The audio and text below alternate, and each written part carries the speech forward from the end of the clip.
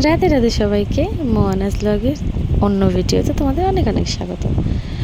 সকাল সকাল ঘুম থেকে ওঠার পর চোখে যেন আমি কিছুই দেখতে পাই না। তো যাই হোক, আজকে না হয় আমি আগেই ব্রাশটা করেছি। তো ব্রাশ ট্রাশ করে রান্নাবান্না করা হয়ে গেছিলো। এবার যাচ্ছেন আমার কর্তামশাই অফিসে। ও অফিস গেলে আমাকেই অ্যাজ ইউজুয়াল গেটটা বন্ধ করতে হয়, ওই জন্যই ওকে ছাড়তে আসা।